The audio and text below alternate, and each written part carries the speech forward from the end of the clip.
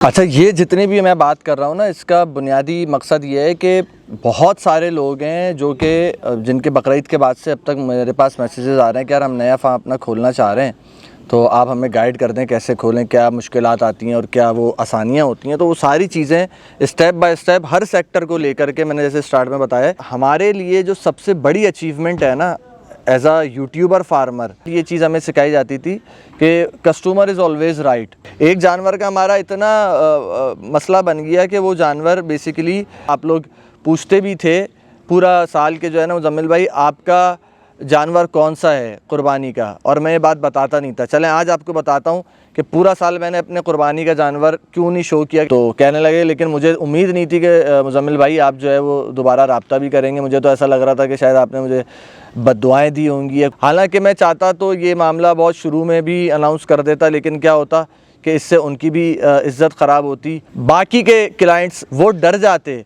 नाम नहीं बताऊंगा जानवर का ताकि ना मैं क्लाइंट को अपने रुस्वा करना चाहता हूँ ना, तो ये तो हमें रुस्वा करके रख देगा, ये तो हमें हमारे जो है वो नाम ख़राब करके रख देगा। एक पॉलिसी आप इसको समझ लें या कुछ भी समझ लें, ये मैं बात आज पब्लिकली बोल रहा हूँ कि मैं पब्लिकली जो आपको चीज़ें फेस करनी पड़ती हैं, जो लोग आपको अपोज करते हैं और आप में बिला वजह के कीड़े निकालते हैं। एक मैंने बता दिया कि क्लाइंट्स को आपको जो डील करना होता है उसके अंदर आपको बड़ा तहम्मुल से सब्र से काम लेना होता है।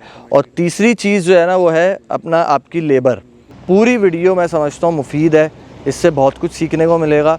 बिस्मिल्लाहिर्रहमानिर्रहीम, अस्सलामु अलैकुम, welcome to cattle market Karachi and AQ cattle farm. आज की वीडियो ज़ाहिरी बात है जो हमारी नॉर्मल वीडियोस होती हैं उनसे बिल्कुल हट कर के होने वाली है आज, और बहुत मुफीद होने वाली है एक शौकीन के लिए भी और एक नए फार्मर के लिए भी और इवन पुराने फार्मर्स को भी, क्योंकि हर बंदा एक दूसरे के एक्सपीरियंस से कुछ ना कुछ सीखता है। तो मुझे अभी इंशाल्लाह 2 साल होने वाले हैं कोई अपना फार्म ओपन किए हुए, और लास्ट ईयर भी मैंने अपना 1 साल की जर्नी शेयर की थी, और अब जो है मेरा दूसरा साल कंप्लीट हो जाएगा तकरीबन जुलाई के मिड या एंड में। तो मैंने बोला उस हवाले से सीज़न तो अब दूसरा कंप्लीट हो ही गया है, तो उस हवाले से थोड़ा सा चीज़ें शेयर करते हैं। और आज की वीडियो में मैं वो बातें कोशिश करके शेयर करना चाहूँगा। फार्म आप चलाते हैं तो फार्म एज अ फार्मर या जानवर पालने के लिए आपको कुछ मुश्किलात आती हैं, वो तो तकरीबन अक्सर लोगों को एक जैसी मुश्किलात का ही सामना करना पड़ता है चंद एक चीज़ों को छोड़ के। लेकिन फार्म आप जब ओपन कर रहे हैं तो आपको पॉलिटिकली क्या क्या मुश्किलात आ रही हैं, सही है, आपको आपकी जो एक ब्रांड इमेज है, ब्रांड वैल्यू है, उसको क्रिएट करने में, और जो आपका एज अ कॉम्पिटिटर्स की तरफ से क्या एक मामलात आ रहे हैं, वो चीज़ें फिर आप कैसे फेस कर रहे हैं। क्योंकि एक तो टेंशन हो गई भाई इस काम के अंदर जानवर को पालने की, यानी कि उसको अनाज क्या देना है, वंडा क्या देना है, वैक्सीनेशंस क्या करनी है, ठीक है, ट्रीटमेंट्स कैसे करने हैं, पानी किस तरह से पिलाना है, जगह कौन सी होनी चाहिए, सारी चीज़ें। एक आ गई आपकी जो है ना सेक्टर आ गया स्टाफ को लेकर के कि लेबर कैसी रखनी है, मुंशी कैसा हो, लेबर क्या हो, तनख्वाह कितनी हो, कि राशन उनका कितना कैसे डलवाना है, मुख्तलिफ़ चीज़ें उनके साथ आपको कैसे एक मैनेजमेंट करनी है, क्या ताल्लुक़ रखना है, डॉक्टर कौन सा रखना है। और एक चीज़ आ गई कि जानवर जो है ना वो बेचना किस तरीके से है। और फिर मार्केट के अंदर जहाँ एक ऑलरेडी इतनी बड़ी एक कंपटीशन है, ऑलरेडी अच्छे अच्छे फार्मर्स मौजूद हैं और आप बिगिनिंग कर रहे हैं, तो वहाँ पर आपको स्टैंड आउट कैसे करना है, कैसे आपको जो है ना उस मार्केट के अंदर अपनी जगह बनानी है कि लोग आप पर भी एतमाद करें और आपको जानवर दें और आपसे ख़रीदें भी, आपको पलाई पर भी दें। ये सारी चीज़ें जो है ना किस तरीके से एक न्यू फार्मर फेस करता है, और हमने फेस जो करी है, हमारी एक्सपीरियंस जो रहा वो इंशाल्लाह आज मैं आपको बताऊंगा। और दूसरी बात यह है कि इस काम को स्टार्ट करते हुए मुश्किलात तो इंतहा से ज़्यादा आई, जो नहीं सोची थी चीज़ें वो भी हुई, लेकिन मैं समझता हूँ मुश्किलात को फेस जो किया ना वो अल्लाह पाक के करम और एहसान से किया। तो अल्लाह का शुक्र भी इस पे बहुत अदा करना चाहिए कि अल्लाह की तरफ से रहमतें और बरकतें भी बहुत नाजिल हुई, सिर्फ मुश्किलात नहीं। क्योंकि उमूमन सिर्फ नेगेटिविटी को या तो बाज़ औक़ात इतना डिस्कस कर दिया जाता है कि बंदा बिल्कुल डिस्करेज हो जाता है, या बाज़ औक़ात इतना ज़्यादा मोटिवेट कर दिया जाता है कि बंदा नुकसानात की तरफ तवज्जो ही ख़त्म हो जाती है और वो बिल्कुल ही जो है ना बस अपना सारा पैसा अचानक झोंक देता है एक नए काम के अंदर, और वो फिर नुकसानात की तरफ और नेगेटिव पॉइंट्स की तरफ जब निगाह नहीं होती तो बाद में जाके बहुत बड़ा नुकसान कर बैठता है। तो उसको बैलेंस आउट करना है। आज की वीडियो का टॉपिक यही है कि किस तरीके से हम इसको लेकर के चल सकते हैं। ठीक है, मैं सबसे पहले नाम गिनवाना यहाँ पर चाहूँगा कि क्या कहते हैं, जिन लोगों ने बहुत ज़्यादा सपोर्ट किया और जिनकी सपोर्ट से मैंने काम जो है ना ये मेरा एक अल्लाह के फजल से अच्छा रहा, जिसमें सरे फहरिस्त थे फार्म स्टार्ट होने से पहले की अगर मैं बात कर लूँ तो ज़ैनुद्दीन शमसी भाई, ज़रार कैटल फार्म के जो ओनर थे, अल्लाह पाक उनकी मग़फ़िरत फ़रमाए और उनको जन्नत में आला मकाम नसीब फ़रमाए। उनसे मैंने बहुत कुछ सीखा फार्मर बनने से पहले ही। ठीक है, क्योंकि फार्मर तो मैं जैसे ही बना तो तकरीबन मेरे फार्म को बने हुए 1-1.5 महीना हुआ था और वो उनके शदीद बीमार हो गए और वो उनका इंतकाल हो गया। लेकिन उसके बाद ज़ैन भाई के बाद उनके जो पार्टनर थे वक़ार भाई, तो उन्होंने पहला साल जो था मेरा फार्म का, उस पूरे थ्रू आउट दी ईयर मुझे मेरे फार्म पे महीने 1.5 महीने में जब भी उनको एक मौका लगता था तो वो चक्कर लगाते थे और जो है ना जानवरों को ओवरऑल देखते थे और एज एन एक्सपीरियंस फार्मर जिस जानवर के लिए जो एक अच्छा मशवरा हो सकता था वो देते थे। तो एक वो वक़ार भाई का शुक्रिया ड्यू है, वो बनता है। और इसी तरीके से क्या नाम है, मास्टर अहमद साहब, उन्होंने मुझे बहुत ज़्यादा सपोर्ट किया जब तक वो यहाँ पाकिस्तान में थे। इवन इस फार्म पर भी जब हम यहाँ शिफ्ट हुए, शिफ्टिंग वाले दिन, उसके अलावा भी बहुत सारी ऐसे परेशानियाँ आईं जिसमें मास्टर साहब ने मशवरे भी दिए, मोटिवेट भी किया और इवन जानवरों से रिलेटेड देसी टोटके बहुत सारी चीज़ों के बताए और वो हम यानी कि काम भी आए। इसी तरीके से जब मैंने फार्म स्टार्ट किया था तो बिल्कुल स्टार्ट में क्या कहते हैं, मैंने सारे ही फार्मर से मैं मशवरे कर रहा था, ज़ैन भाई से भी, वक़ार भाई से भी और मुनीब भाई से भी, दीगर फार्मर से। तो मेरे मानी भाई से बहुत अच्छी मेरी दोस्ती थी तो मैंने उनसे भी मशवरा इस हवाले से किया था और इवन उनको मैंने जो है ना अपना बड़ा बना करके उनके साथ मशवरा भी किया। इनफैक्ट मेरा जो फार्म की अनाउंसमेंट की पहली वीडियो है, उस वीडियो में मानी भाई को ही मैंने अपने साथ बिठा करके उनसे सारा जो भी साला मशवरा है वो करके और उसके मुताबिक फिर जो है ना वो फार्म स्टार्ट किया। इनफैक्ट जो हमारे फार्म का पहला और दूसरा जानवर था, एक सकब था सबसे पहला बछड़ा और बटरफ्लाई, ये भी जो है वो उनके साथ जा कर के ख़रीदारी इनकी करी। तो ये चीज़ है। तो इन तमाम हज़रात का जो है एक शुक्रिया वो ज़ाहिर बात है बनता है। जब आप खालिक का शुक्र अदा करते हैं तो मखलूक का शुक्र भी अदा करना जो है ना वो लाजमी और ज़रूरी बात है। लेकिन इस सब के बावजूद जब हमने फार्मिंग स्टार्ट करी तो पहले ही हफ्ते में मुझे अच्छे से याद है, 1 से 2 हफ्ते भी नहीं हुए थे फार्म मुझे ओपन किए हुए, अनाउंस किए हुए, मेरे हवाले से कैंपेनिंग स्टार्ट हो गई, एक नेगेटिव कैंपेनिंग कि ये तो फ़ोटोग्राफ़र है, ये तो यूट्यूबर है, ये तो व्लॉगर है। अब यूट्यूबर भी फार्मर बनना शुरू हो गए हैं, इनको जिसने अपना माल दे दिया तो उसने अपने माल की ऐसी तैसी करवा ली और जिसको अपना माल ख़राब करवाना है वो इनको दे दे। तो ये तो सिर्फ कंटेंट बनाएंगे, वीडियोस बनाएंगे। इस किस्म की बाकायदा पेजेस के ऊपर कैंपेन्स चली और उस टाइम पे मुझे अच्छे से याद है मैंने एक वीडियो बनाई थी और मैंने ये कहा था कि मुझे जो भी जानवर दे रहा है पलाई पे वो सिर्फ इस बुनियाद पे दे कि मैं ईमानदारी से आपसे जो पैसे लूँगा वो आपके जानवर के ऊपर लगाऊंगा। ज़ाहिरी बात है कि मेरा अभी फार्म स्टार्ट हो रहा है तो मैं रिज़ल्ट्स तो शो कर ही नहीं सकता। अलबत्ता ये ज़रूर है कि मैंने जो है एक अच्छे फार्मर्स के साथ मशवरा करके और उनकी एक जो है ना गाइडेंस को देखते हुए और ख़ुद 1 साल एक अपना जानवर ज़रार कैटल फार्म पे मैंने पलवाया और पूरा साल उस जानवर पे कब कौन सी वैक्सीन चलती रहीं, क्या होता रहा, वो सारी चीज़ें देख करके मैंने जो है फार्म खोला है। और इनफैक्ट के जो इन फार्म्स के ऊपर डॉक्टर था उसी डॉक्टर को मैंने अपॉइंट किया और उसी को साथ अपनी टीम का हिस्सा एक बनाया एज अ कंसल्टेंट। उन्होंने जो वैक्सीनेशंस का एक शेड्यूल रखा वो सारी वैक्सीनेशंस उस तरीके से लेकर के चले ताकि जो एक अच्छे फार्म के ऊपर जिस तरीके से प्रोटोकॉल्स को अपनाया जाता है, जानवर को थ्रू आउट द ईयर लेके जाया जाता है, हम किसी भी चीज़ के अंदर चूके नहीं और बेस्ट ऑफ द बेस्ट अपना दें। तो अल्हम्दुलिल्लाह सुम्मा अल्हम्दुलिल्लाह, सोचा भी नहीं था। स्टार्ट में मुझे अच्छे से याद है मैंने सिर्फ 3 खाते लिए थे डर के कि ये भी अगर पहले साल मुकम्मल हो गए, 30 कुंडे थे कुल मिला के उसके ऊपर, तो वो मेरे लिए बड़ी अचीवमेंट होगी। मगर अल्लाह पाक का बड़ा एहसान है, वो पहले महीने में ही जो है ना वो 3 खाते तो मुकम्मल हमारे हो गए। उसके बाद क्या हुआ कि फिर मैंने उसी फार्म में और जगह मज़ीद ली, किराया अपना बढ़वाया और मज़ीद एक्सटेंशन की, तो वो भी अल्लाह के फ़ज़ल से 1.5-2 महीने में और वो भी पूरे हो गए।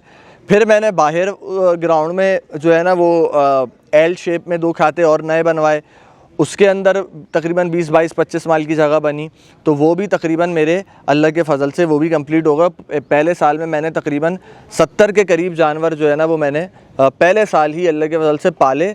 और ना सिर्फ ये कि पालने के बजाय उनके रिज़ल्ट्स भी माशाल्लाह ऐसे रिज़ल्ट्स आए, शुरू के 3-4-5 महीनों में ऐसे रिज़ल्ट्स आना शुरू हो गए कि अल्लाह के फ़ज़ल से कि जो है ना फिर नई किस्म की बातें होना शुरू हो गई। बात मुख्तसर सी ये है कि मेहनत होती है और क्या कहते हैं अच्छे से अच्छा खिलाया जाता है और टाइम दिया जाता है। जब आप सबसे इम्पॉर्टेंट बात यह है कि टाइम देना बहुत ज़्यादा ज़रूरी है। आप अच्छे से अच्छा जो है ना वो लेबर रख लें, आप अच्छे से अच्छा मुंशी रख लें, लेकिन अगर आप क्या कहते हैं ख़ुद फार्म पे टाइम नहीं दे पाएंगे तो आप फार्मिंग नहीं कर सकते। माज़रत के साथ आप फार्मिंग को मेरा मानना ये है पार्ट टाइम बिज़नेस के तौर पर लेकर के नहीं चल सकते। मुझसे अक्सर लोग आकर के पूछते हैं कि मुज़म्मिल भाई आप फार्मिंग के अलावा और क्या करते हैं। मेरा यही जवाब होता है मैं और कुछ कर नहीं सकता। अगर मैं और कुछ करूँगा इसके अलावा तो फिर ये काम मेरा ख़राब हो जाएगा, मैं फिर ये नहीं कर सकता। मैं अगर मेहमानों की तरह अपने फार्म पे हफ़्ते में 2 या 3 दिन आऊँगा, 4 दिन आऊँगा बमुश्किल, और तो वो तो फिर उस तरीके से फार्म मैनेज नहीं होता। चाहे आप कितने भी अच्छे जो है ना वो क्या नाम है कोई मुंशी रख लें, मैनेजर रख लें, कुछ भी कर लें, ये पॉसिबल ही नहीं है ये चीज़ ना। आपका अपना होना ज़रूरी होता है। आपका जो चाहे आपका अपना जानवर हो या आपके क्लाइंट का जानवर हो, क्योंकि वो आपके फार्म का जानवर होता है, जो आपको एक दुख तकलीफ़ होती है जानवर को परेशान, हल्का सा भी परेशान देख के, ज़ाहिरी बात है वो जो एक बंदा सैलरी के ऊपर है, जॉब पर है, वो कितना भी आपके साथ मुखलिस हो, ज़रूरी नहीं कि आपका लेबर आपके साथ बेईमान हो तो ये मामला होगा। आपकी लेबर, आपकी मैनेजमेंट आपके साथ मुखलिस होगी तब भी उनके दिल में वो दर्द, वो फ़िक्र नहीं होगी जो आपके दिल में है। तो लिहाजा आपका फार्म पे डेली होना ज़रूरी है, क्योंकि डेली जब आप तकरीबन 100 के करीब जानवर पाल रहे होते हैं तो रोज़ाना 4-5 जानवरों के कोई ना कोई छोटे मोटे इश्यूज़ निकल के आ रहे होते हैं। कुछ इश्यूज़ जो है वो आपका मुंशी देख लेता है, आपकी लेबर देख के आपको इन्फॉर्म कर देती है, और कुछ इश्यूज़ ऐसे होते हैं कि वो भी नहीं देख पाते, उनकी नज़र से नहीं गुज़रते, आप देखते हैं। ऐसी बहुत सारी मिसालें मौजूद हैं। तो वो जो है अल्लाह के फ़ज़ल से हमने जो है ना उस हिसाब से भी अपना टाइम डेली दिया, पूरा साल दिया, और उस वजह से अल्लाह के फ़ज़ल से हमें बहुत ज़्यादा ऐसे रिज़ल्ट्स मिले जो हमने एक्सपेक्ट नहीं किए थे। इसके बाद जो मसले मसाइल आ जाते हैं, ये तो सारी वो चीज़ें हो गई कि जब हमने जो एक पॉलिटिकल चीज़ें हो गई।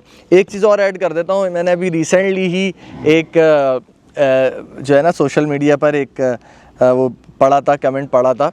लोग जो है ना वो इनसे यूट्यूबर फार्मर्स से जो है ना वो जानवर क्यों पलवाते हैं, क्या बड़े फार्मर्स जो हैं या जो पुराने फार्मर्स हैं या जो मशहूर नाम है, क्या वो फार्म्स ख़त्म हो गए हैं और इन्होंने एक बछड़ा पाला बहुत अच्छा, यानी कि उसकी क्या कहते हैं पलाई हो गई, तो ये उसकी पलाई दिखा के क्लाइंट को जो है वो कन्विंस कर रहे हैं कि ये देखें हमारी पलाई कैसी है।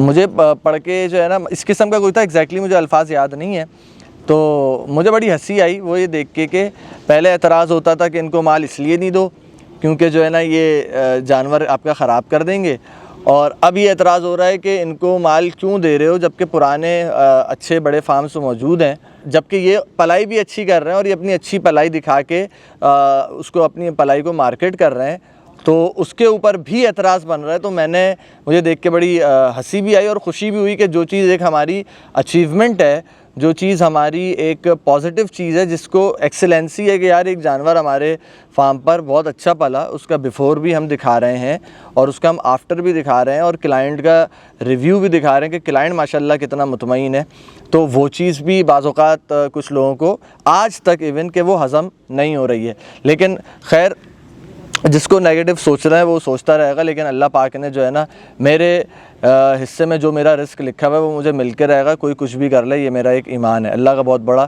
फ़ज़ल और एहसान है। अच्छा, ये जितनी भी मैं बात कर रहा हूँ ना, इसका बुनियादी मकसद ये है कि बहुत सारे लोग हैं जो कि जिनके बकरीद के बाद से अब तक मेरे पास मैसेजेस आ रहे हैं कि यार हम नया फार्म अपना खोलना चाह रहे हैं, तो आप हमें गाइड कर दें कैसे खोलें, क्या मुश्किलात आती हैं और क्या वो आसानियाँ होती हैं। तो वो सारी चीज़ें step by step her sector को लेकर के मैंने जैसे स्टार्ट में बताया वो मैं इंशाल्लाह डिस्कस करूँगा। इवन इस टाइम पे भी जब मैं आप ये वीडियो बना रहा हूँ, एक भाई आए हुए मेरे फार्म पे मुझसे मशवरा करने के लिए, वो भी फार्म खोलना चाह रहे हैं। तो उनको अभी मैंने कुछ मशवरे दिए हैं और इस वीडियो के बाद भी मज़ीद उनसे भी मैंने बात करनी है, आगे उनको मज़ीद गाइड करना है। तो मैं ये बता रहा था कि भाई हमारे लिए जो सबसे बड़ी अचीवमेंट है ना एज आ यूट्यूबर फार्मर, कि हमने पुराने फार्मर्स के क्लाइंट्स को काटने के बजाय, बड़े फार्मर्स के क्लाइंट्स को काटने के बजाय, हमने इस शौक़ के अंदर, इस कैटल इंडस्ट्री में नए शौकीन को हम लेकर के आए। मेरे पास कितनी बड़ी तादाद मौजूद है पिछले 2 सालों में कि जो लोग ऐसे हैं कि जिन्होंने पहले मंडी से ही ख़रीदारी करते थे और वो पहली मर्तबा मुझ पे भरोसा करके, और मैं खाली अपनी बात नहीं कर रहा, मेरे और जो फेलो यूट्यूबर फार्मर्स हैं उनकी भी ये अचीवमेंट है कि उन्होंने भी इस तरह के बहुत से लोगों को इस शौक़ के अंदर वो लेकर के आए कि भाई फार्म से भी वो जानवर पलवा सकें। क्योंकि एक ट्रस्ट इशू होता है, ठीक है, एक किसी भी फार्मर पे ट्रस्ट करना एक बंदे को एक मुश्किल वो होता है। तो हमने जब अपने फार्म्स खोले तो लोगों को ये बात मालूम थी कि यार ये लोग ईमानदार हैं, और एक यूट्यूबर फार्मर के लिए अच्छा एक तो एक नेचुरली ईमानदार हैं। दूसरी बात ये है, अगर ईमानदार ना भी हो ना तब भी वो बेईमानी कर नहीं सकता। उसकी वजह ये है, उसके ऊपर सबसे बड़ा प्रेशर ये होता है कि उसको हर चीज़ ना ट्रांसपेरेंसी के साथ अपनी वीडियो में दिखानी पड़ती है। हमारे फार्म पे कोई भी जानवर आएगा एज एन एंट्री वो दिखाना पड़ेगा, ठीक है। अब जब वो फार्म से जाएगा तो एज एन एग्ज़िट, चाहे वो सेल होके जा रहा है चाहे वो किसी भी तरीके से जा रहा है, ठीक है, तो वो हमें वो भी दिखाना पड़ेगा। तो ये, और उसका डेली रूटीन में जब उसकी वैक्सीनेशंस हो रही हैं, जब उसके घी चलना शुरू हो गया है, जब जो सारे मामलात हैं वो सारी चीज़ें भी हमें दिखानी होती हैं लाजमी तौर पे यूट्यूबर फार्मर होने की वजह से। जबकि जो नॉर्मली फार्म्स होते हैं उनमें हर चीज़, ज़ाहिरी बात है, एक उन पर वो प्रेशर नहीं होता फार्मर के ऊपर कि यार अगर कोई भी मामले में ऊंच नीच हो गई तो वो जो है उनको दिखाना तो तब भी पड़ेगा। तो हमारे यहाँ वो सारे मामलात होते हैं। जैसे हमारे फार्म पर जो है वो अभी लास्ट ईयर आप लोगों को याद होगा एक बछड़ा था टेडी बेयर पिछले वाले फार्म पे, और वो एक उस मामले के अंदर आया कि उसका पेशाब बंद हुआ, और इतना बुरी तरीके से बंद हुआ कि इतनी सीवियर उसके अंदर आ गया कि वो काफ़ी ट्रीटमेंट के बाद भी 20-25-30 हज़ार रुपये तकरीबन, पता नहीं कितने उस पर पैसे लगे थे उसके ट्रीटमेंट पे। कोई हफ्ता भर ट्रीटमेंट चला, वो सेट नहीं हो सका। तो अल्टीमेटली उनके ओनर ने ये बात कही कि आप इसको तकलीफ़ से आज़ाद करें। सर्जरी का ऑप्शन हमारे पास अवेलेबल था, बट 50-50 चांसेस थे। ब्लैडर भी उसका फट सकता था ड्यूरिंग द सर्जरी, और सर्जरी सक्सेसफुल भी हो सकती थी। तो जब ये सारी रिपोर्ट उनके ओनर को दी तो उन्होंने बोला आप इसको तकलीफ़ से आज़ाद करें, और हमें मालूम है कि आपने अपना बेस्ट दिया है, आप अपना बेस्ट ऑफ दी बेस्ट दे रहे हैं, फिर भी अल्लाह की मर्ज़ी है तो आप इसको जो है ना ज़िबा करवा दें।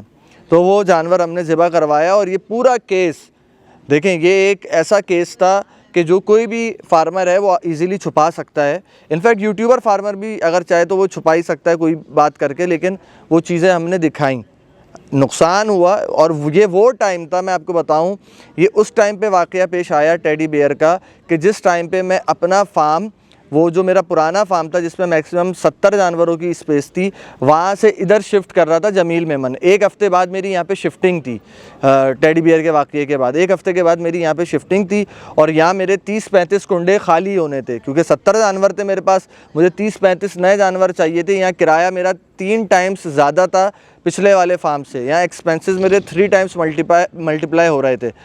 फिर भी मैंने ये वाक़या दिखाया क्योंकि उस टाइम पे तो पॉलिटिकली भी जो है ना ये दिखाना बनता नहीं था, क्योंकि आप एक अपने फार्म की एक नेगेटिव चीज़ दिखा रहे हैं, और उस टाइम पे जो है ना आपको ज़ाहिर बात है नया माल चाहिए पलाई पे, तो लोग तो डर के आपको माल पलाई पे नहीं देंगे।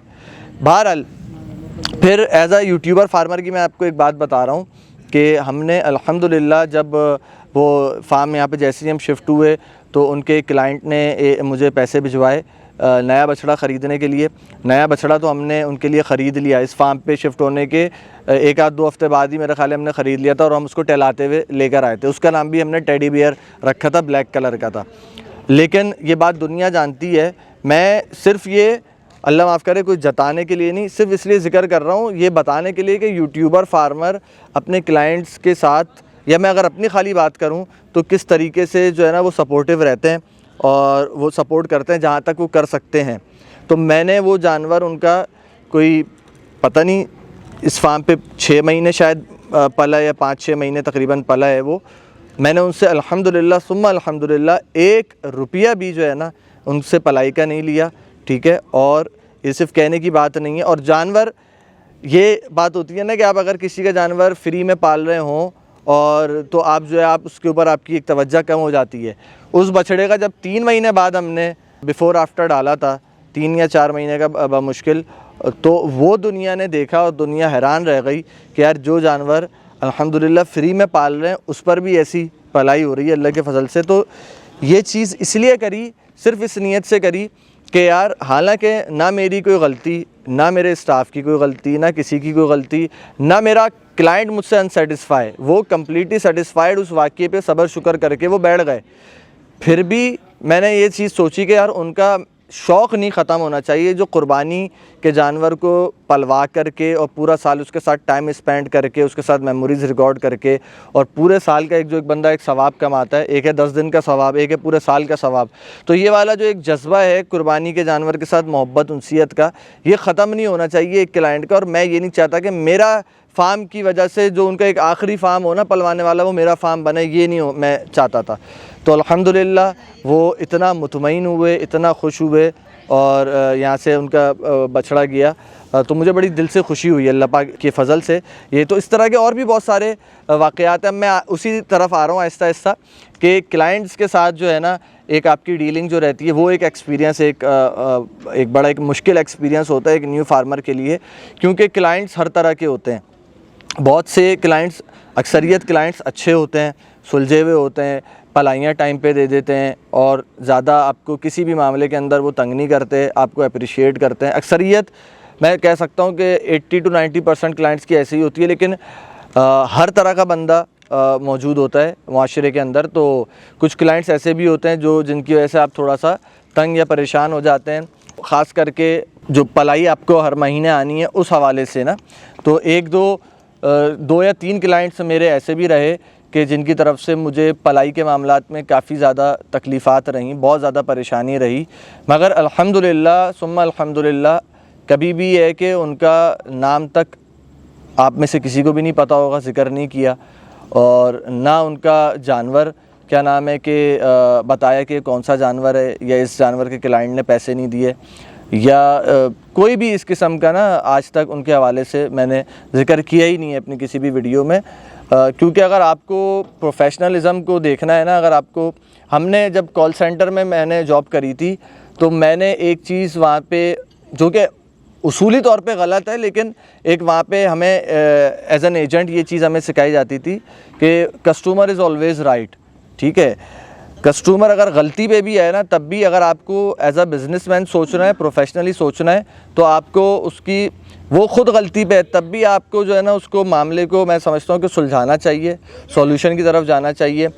मैं अगर आपको बात करूँ, सिर्फ 3 से 4 क्लाइंट्स मेरे होंगे जिन्होंने पलाई के मामलात में मुझे तंग किया था, और उनकी अगर मैं पलाई की अगर आपको अमाउंट बताऊँ ना जो उनसे मैंने लेनी है, एक क्लाइंट के तकरीबन कोई 4-5 जानवर थे जो उन्होंने पलवाए थे, और फिर वो क्या कहते हैं उसके जो है ना वो ड्यूज़ चढ़ते गए। शुरू के 2-4 महीने उन्होंने पलाई दी, लेकिन बाद में उनके ड्यूज़ चढ़ते गए और इतने ज़्यादा ड्यूज़ चढ़ गए कि जो है ना वो कोई लाख रुपए तक जो है ना वो उनके ड्यूज़ वो पहुंच गए। लेकिन ये बात सिर्फ वो जानते हैं और मैं जानता हूँ, इवन उनके, मैं समझता हूँ कि रिलेटिव्स में भी कोई ये बात नहीं जानता होगा, और ना उनके जानवरों का किसी को पता है, मगर खुश उसलूबी के साथ उनके साथ मामला चलाया और आज तक उनके साथ मामला चल रहा है। और उन्होंने टाइम लेकर के आहिस्ता आहिस्ता जो है वो पेमेंट्स उन्होंने एक तरीके से अदा कर दी हैं। कुछ पेमेंट्स उनकी अभी भी ड्यूज़ हैं, लेकिन वो भी इंशाल्लाह मुझे पता है कि अल्लाह के फजल से वो अदा कर देंगे। 1-2 क्लाइंट्स और हैं, उनके भी इसी तरीके से किसी के 10 लाख रुपए तक पेंडिंग चले गए थे, किसी के 6-8 लाख रुपए तक पेंडिंग थे। तो उनके साथ भी जो है ना मामलात को बड़े उस तरीके से पिछले साल तक हमने बड़े अच्छे खुश उसलूबी से उनको मामलात को वो किया, सॉल्व किया। और कभी भी पब्लिकली ये मामलात वो नहीं किए, ठीक है। उसकी वजह ये है, मैं ये समझता हूँ, लेकिन आइंदा से ये मेरी सारी बात जिक्र करने का हरगिज़ भी ये मतलब नहीं है कि मैं हमेशा ही हर किसी के साथ सेम एटीट्यूड रखूँगा, ऐसी कोई बात नहीं है। अब से मैंने ये बात सोची हुई है कि भाई 3 महीने से ज़्यादा अगर किसी बंदे की पलाई लेट होती है, जो कि मैंने इस इंडस्ट्री में फार्मर्स से मशवरा किया है और मुझे फार्मर्स ने यही मशवरा दिया है कि भाई 3 महीने से ज़्यादा अगर किसी की पलाई या 2 महीने से ज़्यादा आपकी पलाई किसी की पेंडिंग हो, लेट हो, तो आप सिंपली उनको एक मैसेज करें व्हाट्सएप पे कि मैं आपके जानवर को सेल कर रहा हूँ और जितने का भी वो जा रहा है मैं सेल कर रहा हूँ। ज़ाहिरी बात है मैं जो हूँ उसको पूरा देखें, सबसे बड़ा मसला ये है फार्मर के लिए कि ये जानदार है। अगर आपने 3 महीने 4 महीने 6 महीने पैसे नहीं दिए पलाई के और अल्लाह ना करे किसी बीमारी में अचानक ये आ जाता है, मोहलिक बीमारी में, और ये मर जाता है, अल्लाह ना करे, तो आप तो जब वो ज़िंदा था तब पैसे नहीं दे रहे थे, तो जब वो अल्लाह ना करे मर गया जानवर, तब आप कहाँ से आप पैसे देंगे? तब एक फार्मर आपको कहाँ पकड़ने जाएगा? तो लिहाजा हालात आते हैं लोगों के ऊपर, उल्टे सीधे हालात आते हैं, तो कभी आपके ऊपर कोई हालात और मुश्किलात आ जाती हैं, आप डिस्कस करें, बताएं। और अगर आपको ये चीज़ लगती है कि वाक़ईतन आप उस जानवर को पूरा साल नहीं पलवा सकते और उसकी पलाई के पैसे नहीं भर सकते, तो आप उसको फ़ौरन फार्मर को बता दें, ताकि वो फ़ौरन उसको सेल के ऊपर लगा दे, अवेलेबल कर दे फॉर सेल के लिए, और उसके बाद जो है फिर वो जानवर सेल हो जाए, आप अपने हिस्से के पैसे ले जाएं, फार्मर की पलाई अदा कर दें। मामले को ज़्यादा प्रोलॉन्ग करने में ना दोनों के लिए मसले मसाइल बन जाते हैं। एक जानवर का हमारा इतना मसला बन गया कि वो जानवर बेसिकली 1 साल मज़ीद रोकने लायक था नहीं। अब क्लाइंट ने मुझे बकरीद से 3 दिन पहले तक ये बात बोली कि मैं आपके पैसे दे दूंगा और मेरे यहाँ से पैसे आने या वहाँ से आने, 2-4 उन्होंने मामलात बताए कि मैं ये करके आपके पैसे किसी तरह अदा कर दूंगा। 3-4 दिन पहले, अब मुश्किल 5 दिन पहले बकरीद से, ये पहले साल का वाक़या आपको बता रहा हूँ अपने, उनका मैसेज आया कि आप एक काम करें, ये जानवर बेच दें। और अच्छा खासा बड़ा जानवर था वो इतना बड़ा जानवर था कि वो बेसिकली कोई अगर ख़रीदेगा तो कम से कम 15-20-25 दिन पहले, महीना भर पहले कोई शौकीन ख़रीदेगा, क्योंकि बड़े जानवर उमूमन लोग जल्दी ख़रीदते हैं, वो अपने घर ले आके शौक़ करते हैं। अब मैंने बोला बकरीद में 3-4 दिन रहते हैं, आज आप मुझे ये कह रहे हैं कि जो है मैं जानवर सेल कर दूं, जबकि ये बात मैं आपसे पिछले 2-3 महीने पहले से पूछता हुआ आ रहा हूं कि अगर आपके पास अरेंजमेंट नहीं हो रही है तो मुझे बता दें, मैं सेल पे लगा दूं। तब से आप मुझे जो है ना वो एक होप्स दे रहे हैं कि भाई नहीं अभी मेरा हो जाएगा, ये मामला हो जाएगा।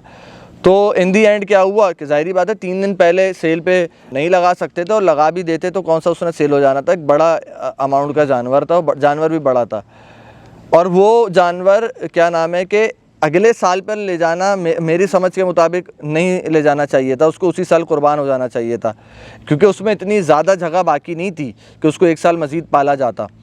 बट ये है कि फिर उन्होंने ये बोला कि चलें अगर सेल पे नहीं लग सकता तो मसला नहीं है, आप इसको 1 साल और प्रोलॉन्ग कर लें और मैं अगले साल आपकी पलाई किसी न किसी तरीके से दे दूँगा।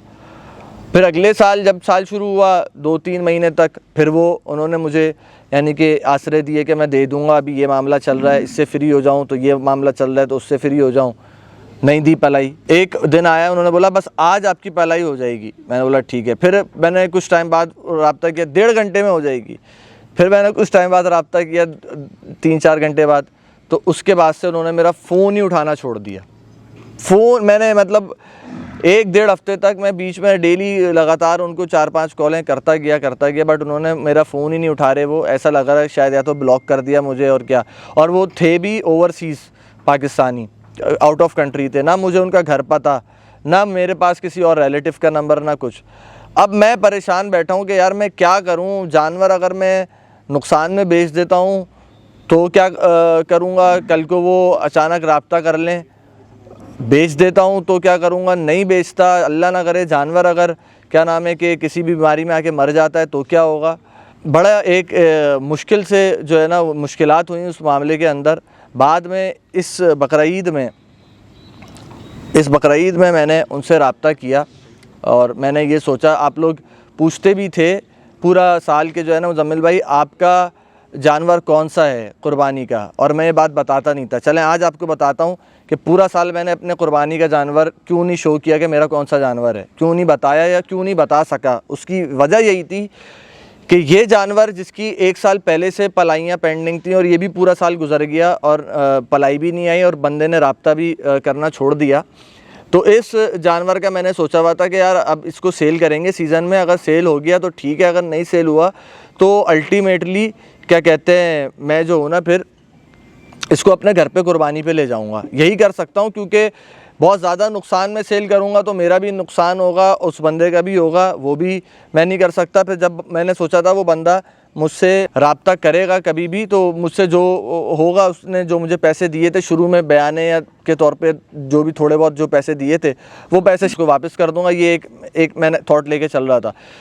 अच्छा, आखिर वक्त तक जब ईद में 1 हफ़्ता बमुश्किल 1-1.5 हफ़्ता रह गया था, तब तक भी जब वो जानवर सेल नहीं हुआ ना, तो मैंने फिर उनसे रब्ता किया कि मैं ये जानवर अपने घर पे कुर्बान कर रहा हूँ आपका, क्योंकि बिका नहीं है अभी तक और ना आपने पलाई के पैसे दिए हैं, तो मुझे आपकी तरफ से एक इजाज़त भी चाहिए शरई तौर पे, कि ऐसा ना हो कि मेरी कुर्बानी ख़राब हो जाए।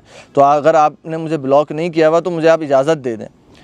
तो उनका फिर रिप्लाई आ गया कि भाई मैंने आपको ब्लॉक नहीं किया था, लेकिन मैं आपसे रब्ता नहीं कर रहा था और मेरे पैसों का मामला अभी तक हल नहीं हुआ है, तो आप मुझे जो है ना वो टाइम दे दें। 27 से 28 मई तक उन्होंने टाइम मुझसे मांगा कि अगर 27-28 मई तक जो है ना मेरा ये पेमेंट का मामला नहीं होता है तो फिर बेशक उसके अगले दिन आप इसको बेचना चाहें, नुकसान में जितने का भी वो आप बेच दिएगा, और चाहे आप जो है ना इसको अपने घर कुर्बान करना चाहें कर दिएगा, मेरी तरफ से इजाज़त है। और मैं आपसे पैसे वैसे फिर नहीं, कोई भी किसी पैसे का भी कोई मुतालबा नहीं करूँगा। और तो कहने लगे, लेकिन मुझे उम्मीद नहीं थी कि मुज़म्मिल भाई आप जो है वो दोबारा रब्ता भी करेंगे। मुझे तो ऐसा लग रहा था कि शायद आपने मुझे बद्दुआएँ दी होंगी या कुछ इस तरह से। मैं बोला नहीं, अगर बद्दुआ देनी होती या कोई इस किस्म का मामला होता तो मैं आपसे रब्ता ही नहीं करता। अभी तो मैं इतना परेशान हूँ कि मुझे यही नहीं पता, पूरी दुनिया मुझसे पूछती है, मैं फार्मर हूँ, कि मैं अपने घर कुर्बान क्या करूँगा, और जो जानवर मैं कुर्बान करना चाहता हूँ वो मैं कुर्बान ही नहीं कर सकता क्योंकि ये आपका जानवर मसला बना हुआ है। तो फिर अल्लाह का करना ये हुआ कि फिर जब 28 तारीख तक भी उनके पास पेमेंट अरेंज नहीं हुई, फिर उन्होंने मुझे इजाज़त दे दी कि जो है ना आपको इसका जो सेल करना है या जो भी करना है वो आप करें। तो फिर वो जानवर मैंने सेल किया, और उस जानवर को सेल करने में मैंने कितना नुकसान किया अभी मैंने एग्जैक्टली हिसाब लगाया भी नहीं है, और सारी चीज़ें उनको मैंने बताई, इन्फॉर्म किया हुआ है, वो अभी भी मुझसे राब्ते में उस जानवर के जो ओनर हैं। और फिर वो जानवर सेल करके फिर जो क्या कहते हैं एक अमाउंट मेरे पास आई, यूँ समझें, तो उससे फिर मैंने आपगीना ख़रीदा मुश्तबा भाई से। उस अमाउंट से फिर मैंने अपनी पसंद का जानवर मैं ख़रीद सका, और फिर वो अमाउंट थी कुछ अमाउंट और ऊपर डाल करके अल्लाह के फ़ज़ल से वो आपगीना को, इस वजह से जो है मैं बकरीद के आखिर तक जो है ना वो अनाउंस नहीं कर सका। हालांकि मैं चाहता तो ये मामला बहुत शुरू में भी अनाउंस कर देता, लेकिन क्या होता कि इससे उनकी भी इज़्ज़त ख़राब होती। बाकी के क्लाइंट्स जो मेरे फार्म पे जानवर मुझसे पलवाते हैं वो डर जाते, वो इस बात पे डर जाते कि यार ये तो अगर इसके साथ मुज़म्मिल के साथ कभी कुछ ऊंच नीच हो जाए तो ये तो हमें रुस्वा करके रख देगा, ये तो हमें हमारे जो है वो नाम ख़राब करके रख देगा। तो ये एटीट्यूड मैंने क्लाइंट्स के साथ नहीं रखना था। इतनी परेशानी मैंने फ़ेस करी, ठीक है, और उसके बाद भी जो मैटर है, तो इनफैक्ट अभी भी जैसे मैंने आपको बताया ना, मेरे जो अमाउंट है, जो पलाई की अमाउंट है उस जानवर से, वो कम्प्लीटली क्लियर नहीं हुई है, क्योंकि वो जानवर बेचना इतना नुकसान में पड़ा। और उनको बता करके तो वो उन्होंने जो उसके ओनर हैं, ये उनकी बहुत अच्छी बात है कि उन्होंने मुझे बात बोली कि आपके अभी भी पैसे पलाई के पेंडिंग हैं, जानवर बिकने के बावजूद भी वो क्लियर नहीं हुए हैं, क्योंकि 2 साल के 20 महीने की तकरीबन पलाई है ना, तो वो मैं दे दूंगा, नवंबर या दिसंबर तक मैं दे दूंगा। तो जो उनकी एक अच्छी बात है, मैं वो भी यहाँ पे जिक्र करूँगा कि उन्होंने मुझसे एक वादा किया है कि नवंबर दिसंबर तक वो मेरे जो अभी भी पलाई के अमाउंट बैलेंस है वो दे देंगे। और अल्लाह पाक उनको जज़ाए खैर दे, क्योंकि उन्होंने भी दिल ख़राब नहीं किया मुझे लेकर, और मैंने भी उनसे दिल ख़राब नहीं किया, और मैंने ये जिक्र नहीं किया। इसलिए अभी भी एक जानवर मेरे फार्म पर ऐसा मौजूद है कि जो है अल्लाह आपका भला करे कि वो ना उसके पलाई के कुछ मामलात पेंडिंग में हैं और ठीक ठाक मामलात पेंडिंग में, लेकिन मैं उनका भी नाम अभी तक नहीं लिया है और ना मैं लूँगा। इसी वजह से मैं अपना जो मेरा एक होता है ना कि मैं कुर्बानी का जानवर भी अनाउंस नहीं कर पाता हूँ, क्योंकि भाई एक जानवर बंदा नुकसान में सेल कर देगा तो क्लाइंट को भी नुकसान होगा, उसको भी नुकसान होगा। तो फिर बंदा ये सोचता है कि यार एज आ फार्मर के इस जानवर को अल्टीमेटली अगर ये सेल नहीं हुआ तो हम अपने घर पे ले जाएंगे, वहाँ कुर्बान कर देंगे, और जो हमने क्लाइंट को देने वो दे देंगे, और ये एक आखिरी सॉल्यूशन समझ में आता है। तो एक जानवर अभी भी ऐसा एक फार्म पे मेरे मौजूद है, मैं पूरी कोशिश है मेरी कि मैं उसको सेल कर दूं और वो ऐसे पैसों में अल्लाह करे कि सेल हो जाए कि क्लाइंट के कुछ पैसे जो उन्होंने शुरू में दिए थे वो भी निकल आएँ और जो मेरी अभी तक की पलाई है वो भी निकल आए। तो अगर वो सेल हो जाता है अच्छा है, नहीं तो फिर हो सकता है कि वो जानवर मेरा बकरीद के एंड में जो है ना वो मैं अपने घर पर लेके जाऊँगा। नाम नहीं बताऊँगा जानवर का, ताकि ना मैं क्लाइंट को अपने रुस्वा करना चाहता हूँ, ना उनको जलील करना चाहता हूँ, इस वजह से मैं उनका नाम कभी भी नहीं बताऊँगा। तो ये सारा एक मामला है। इस किस्म की तकलीफ़ात और परेशानियाँ as a being a farmer आपको बहुत सारी देखने को मिलती हैं और उनको फ़ेस बड़ा खुश उसलूबी से, बहुत सोच समझ के उनको आपको फ़ेस करना होता है। पब्लिकली आप हर बात अगर बताएंगे तो उसमें आपका भी अल्टीमेटली नुकसान होता है, क्लाइंट का भी नुकसान होता है और पूरी इंडस्ट्री का इससे नुकसान होता है। लोग फिर लोगों में एक डर पैदा होता है कि यार फिर हम ऐसे बंदे के पास जानवर कैसे पलवा सकते हैं कि जो जिससे कभी अनबन अल्लाह ना करे हो गई तो फिर मामलात ख़राब ना हो जाएं कहीं पब्लिकली। तो ये एक वो, तो इसलिए जो है ना बहुत आपको सोच समझ के, लेकिन हाँ ये बात मैं आज एक पॉलिसी आप इसको समझ लें या कुछ भी समझ लें, ये मैं बात आज पब्लिकली बोल रहा हूँ कि मैं मज़ीद इस किस्म की सिचुएशंस के अंदर ना मैं वो नहीं रह सकता। मैं ये नहीं कह रहा कि आइंदा कभी अगर किसी क्लाइंट के साथ ऐसा कोई मामला हुआ तो मैं उसको अल्लाह ना करे कि मैं रुस्वा कर दूंगा या मैं उसका पब्लिकली नाम लेके आ जाऊंगा, कभी भी नहीं। लेकिन मैं ये बात ज़रूर कह रहा हूँ कि आइंदा अगर 2-3 महीने से ज़्यादा किसी की पलाई पेंडिंग रहती है और मुझे ये बात समझ में आ जाती है, मैं इस चीज़ को जज कर लेता हूँ कि वो बंदा वाक़ईतन देना ही नहीं चाह रहा पैसे, या वो दे ही नहीं सकता, वो उस पोजीशन में ही नहीं है कि वो नहीं दे सकता, उसकी ऐसी कोई मजबूरी बन गई है, तो फिर मैं उस जानवर को सेल पे लगाऊंगा और जल्द अज जल्द उसको सेल करके अपने पैसे भी निकालूंगा पलाई के और उनके भी जो जितने उनके आएंगे वो मैं उनको दे दूँगा। ये एक मामला है। तो ऐसे बहुत सारे मामलात होते हैं। अब ये 2-3 क्लाइंट्स की मैंने बातें बताई हैं, हर क्लाइंट ऐसा नहीं होता। मेरे पास अल्हम्दुलिल्लाह सुम्मा अल्हम्दुलिल्लाह ऐसे क्लाइंट्स मौजूद हैं जिन्होंने पूरे साल की पलाइयाँ एडवांस में करवाई हुई हैं और अक्सर क्लाइंट्स 90% क्लाइंट्स ऐसे हैं जो कि पहली से लेके 10 तारीख तक एडवांस में पलाई की पेमेंट भेज देते हैं। मुझे मैसेज करने की कभी ज़रूरत नहीं पड़ती, मैं मैसेजेस करता ही नहीं हूँ क्लाइंट्स को। कभी कभार इवन ऐसा होता है कि 10 तारीख के बाद भी कोई क्लाइंट हमें याद दिला रहा होता है कि यार वो आपने पलाई के लिए तो कभी मैसेज किया ही नहीं, तो वो मैं भूल गया था, तो मैं थोड़ा 1-2 दिन लेट हो गया है। तो ये होता है। इनफैक्ट अभी भी बहुत सारे नए क्लाइंट्स आए हैं, उनमें से 1-2 के मैसेज मेरे पास आए हुए हैं कि यार वो जून का जो भी हिसाब बना है इतने दिनों का वो आप पलाई का बता दें। तो ये सारी चीज़ें हैं, अल्लाह का बड़ा फजल है क्योंकि बहुत सारे क्लाइंट्स बग़ैर बोले करा देते हैं। तो फिर उसमें एक आध क्लाइंट की अगर कभी देर सवेर हो भी जाती है तो हमें इतनी कोई अल्लाह का शुक्र है कोई टेंशन नहीं होती। फार्मिंग आसान नहीं है, सही है। अब इसमें एक सेक्टर रह गया लेबर का। अभी मैंने वो बता दिया कि पब्लिकली जो आपको चीज़ें फ़ेस करनी पड़ती हैं, जो लोग आपको अपोज़ करते हैं और आप में बिला वजह के कीड़े निकालते हैं। एक मैंने बता दिया कि क्लाइंट्स को आपको जो डील करना होता है उसके अंदर आपको बड़ा तहम्मुल से, सब्र से काम लेना होता है। और तीसरी चीज़ जो है ना वो है अपना आपकी लेबर, जो कि बुनियाद है। लेबर आपके फार्म की बुनियाद है। फार्मर माल नहीं पालता, लेबर माल पालती है, जो हकीकत बात है। आपको मैनेज करना होता है लेबर को अच्छे तरीके से और उन पे मॉनिटर करना होता है। मैंने पहले साल फार्म ओपन किया था तो मैंने पहले साल में 4 मरतबा अपनी लेबर चेंज करी। हर 2 से 3 महीने बाद मैं लेबर अपनी चेंज करता था। उसकी मेन वजह उसकी ये थी कि मैं आता हूँ अपने फार्म पे डेली, और मैं जब आता हूँ तो मैं अपने फार्म पे अपने सामने सारे डेली रूटीन के जो ऑपरेशंस हैं, जो काम हैं, वो सारे पूरे करवाता हूँ और कोई काम मैं कोशिश करता हूँ कि बाकी ना रहे।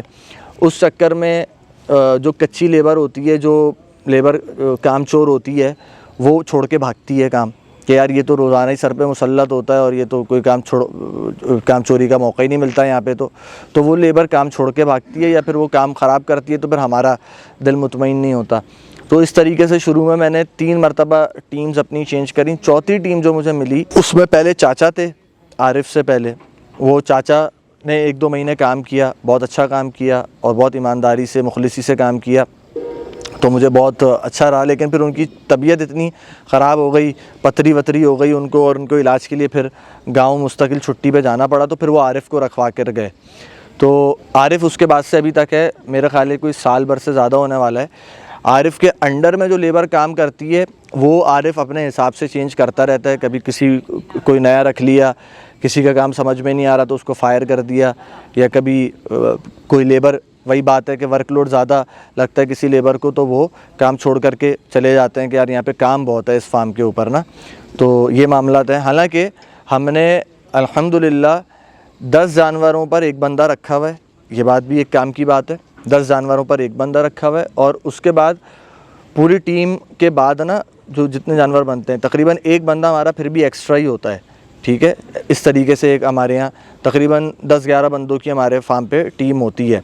और बकरों के काम के लिए हमने एक अलग बंदा रखा हुआ होता है जो खाली बकरों को डेडिकेटेड देखता है, उसका और कोई ज़िम्मेदारी नहीं होती। इनके खाने पकाने के लिए एक बंदा जो बावर्ची के तौर पे काम कर रहा होता है वो एक अलग होता है। गोबर उठाने के लिए एक बंदा गोबरी के तौर पे वो एक अलग होता है। और बाकी ऑपरेशंस जो हैं वो बाकी के बंदे मिल कर के वो ऑपरेशंस को मैनेज करते हैं। तो लेबर का मामला ये होता है कि लेबर को आपको कभी कुछ मामलात ऐसे होते हैं उन पे बहुत ज़्यादा सख्ती करनी पड़ती है जो नाकाबिले बर्दाश्त होते हैं, और कुछ मामलात ऐसे होते हैं जिन पे आपको सरफ़ नज़र करना होता है, नज़रअंदाज करना होता है। आप कॉरपोरेट, क्योंकि मैं आया था ना, ये चीज़ मैं आपको बताता हूँ, मैं आया था कॉरपोरेट कल्चर से। मैं कॉल सेंटर में जॉब करके आया था जहाँ पे हर काम उसूल के मुताबिक होता है, किसी चीज़ की छूट नहीं होती। तो शुरू में जो मेरा एक एटीट्यूड था, मैं ये बात बता रहा हूँ एक नए फार्मर के लिए, वो बड़ा एक जिसको कहते हैं ना एक टू द पॉइंट, एक काम हो और सारी चीज़ें, इस तरह का एक एटीट्यूड था। वो मैंने आहिस्ता आहिस्ता ये बात मुझे समझ में आई कि भाई आपको ये नहीं है कि आप 100% इनसे आप डेली बेसिस पे काम लेंगे। कभी कभार किसी चीज़ में आपको छूट भी देनी होगी। किसी दिन आपने कोई अगर एक्स्ट्रा काम लिया है तो आपको रूटीन का कोई एक आध काम आपका डिस्टर्ब होगा। अब अगर किसी दिन, अब मिसाल के तौर पे अभी मैं बता देता हूँ, कल हमारे फार्म पे जो है ना वो तकरीबन 40-50 माल के खुर बने, इससे पहले 20 माल के बने थे, तो बकरों के भी बने। अब सुबह से लेके शाम तक जो बंदे थे वो, क्योंकि जानवर को पेटी लगा के गिराना होता है, उनको पकड़ के बैठना होता है जानवर को, तो 4-5 बंदे बैठते हैं, फिर वो खुर बनाने वाला खुर बनाता है। तो लड़के, इतनी शदीद गर्मी, उसके अंदर सारे क्या नाम है मसरूफ़ थे, थके हुए थे। तो कल नहाने की छुट्टी हो गई जानवरों की, नहीं नहलाया जानवर। 1 या 2 जानवर बमुश्किल जो नए जानवर आए थे, न्यू एंट्रीज आई थी, उनको नहलाया, उसके अलावा कोई जानवर नहीं नहलाया। मैंने कुछ भी नहीं बोला अपनी लेबर को। क्यों? एक दिन अगर जानवर नहीं नहाएंगे कोई मसला नहीं है। मैं ये देख रहा हूँ ना यार, सुबह से शाम तक बेचारे उसके अंदर लगे हुए हैं, खुर बनवा रहे हैं, इतनी तपती हुई धूप के अंदर लगे हुए हैं, सारे काम कर रहे हैं। तो ये कुछ चीज़ों पे आपको बैलेंस करना आना चाहिए। हर वक्त ना आप डंडा लेके सवार नहीं हो सकते किसी के ऊपर काम कराने के लिए। प्यार मोहब्बत भी ज़रूरी है, और काम के वक्त पे काम भी ज़रूरी है, और प्यार के वक्त पे प्यार भी ज़रूरी है। जब आपका कोई अपने किसी उसके साथ, मैं समझता हूँ आप सदका खैरात या कोई ताउन करते होंगे, हर बंदा अपने करता है, तो मैं समझता हूँ उसमें अगर आप कोई ताउन कर रहे हैं, सबसे पहला हक़ आपकी लेबर का है, जो क्योंकि ये इंतहा से ज़्यादा क्या कहते हैं ना ज़रूरतमंद होते हैं, ठीक है। तो आपका कोई भी आप मामलात कर रहे हैं, आपको तनख्वाह के अलावा भी एक्स्ट्रा कुछ मामलात अपनी लेबर के साथ करने चाहिए। तो ये बहुत सारी बातें हो गई। वीडियो इतनी लंबी हो चुकी है कि मुझे पता है कि इसको यकीनन 2 पार्ट्स में या तो मुझे डिवाइड करना ही पड़ेगा, 2 या 3 पार्ट्स के अंदर, मगर पूरी वीडियो मैं समझता हूँ मुफीद है, इससे बहुत कुछ सीखने को मिलेगा। और मज़ीद भी इसमें बहुत सारी चीज़ें अभी भी ऐसी हैं जो रह गई हैं, वो नेक्स्ट किसी वीडियो में आप लोगों का रिस्पांस देखेंगे कि कैसा एक रिस्पांस रहता है। उसको देखते हुए दोबारा ज़रूरत पड़ेगी, महसूस होगी, तो इंशाल्लाह दोबारा इस मौजू पे कोई इस तरह के मौजू पे वीडियो बनाएंगे। उम्मीद है पसंद आई होगी। पसंद आए तो लाइक एंड शेयर करें। Thank you.